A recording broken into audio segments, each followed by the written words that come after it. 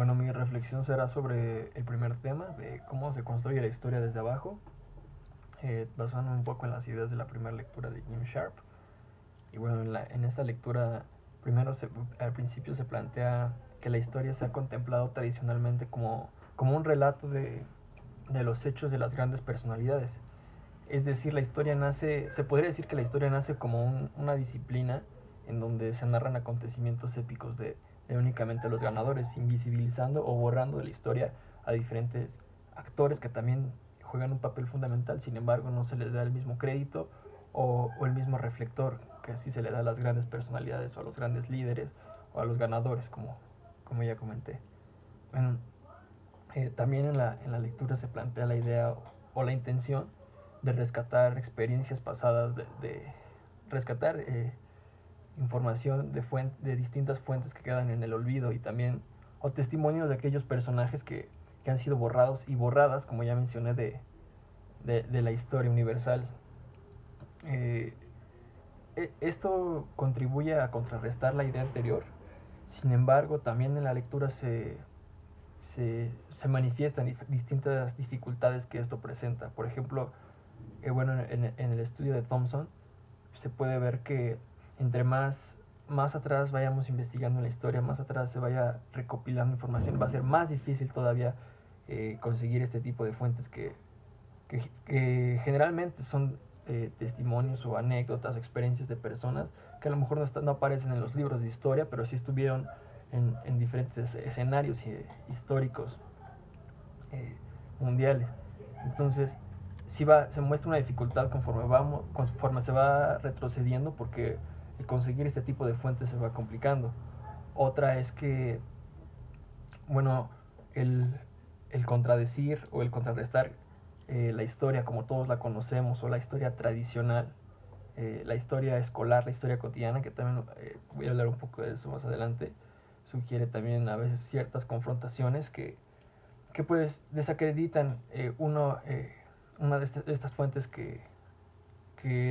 generalmente se menosprecian desde mi punto de vista, o se invalidan por el simple hecho de no aparecer en los libros de historia o en fuentes oficiales, por así decirlo. Eso también yo creo que es otra de las dificultades. Y finalmente, eh, creo que al ser, puede ser tan amplia y tan rica la información que ofrecen estas fuentes, sin embargo también puede ser variable. Recuerdo en una clase una compañera hablaba que un militar decía que los suizos eran los que estuvieron disparando en el movimiento del 68, personas suizas,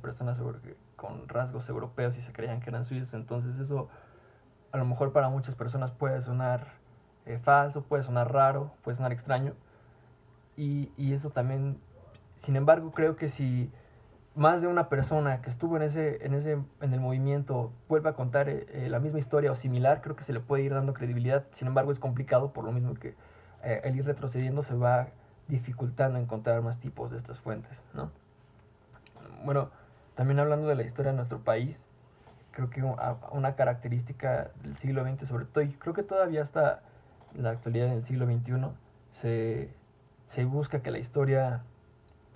genere un sentido de identidad, donde los mexicanos compartamos diferentes emociones, sentimientos acerca de nuestra historia. Como mencioné alguna vez también, creo que la historia de nuestro país se busca pequeñas victorias, pequeñas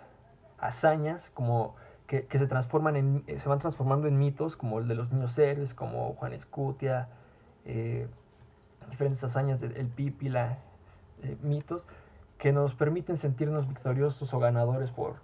pequeños instantes, ya que la historia de nuestro país, desde mi punto de vista, sí ha estado recargada o ha estado,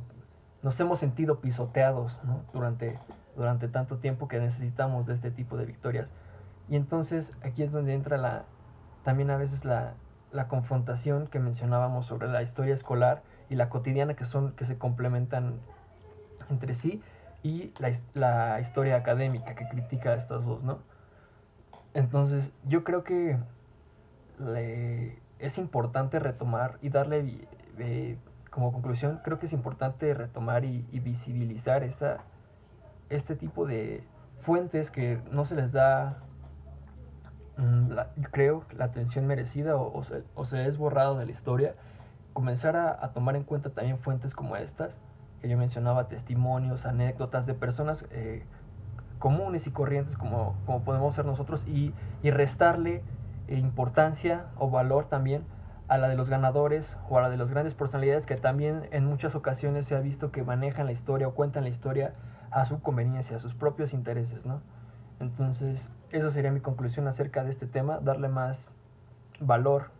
a lo que ha sido borrado y menospreciado a lo largo de la historia, y restarle importancia a lo que generalmente se nos cuenta, a lo que generalmente se nos muestra, sobre todo en la historia escolar y en la cotidiana.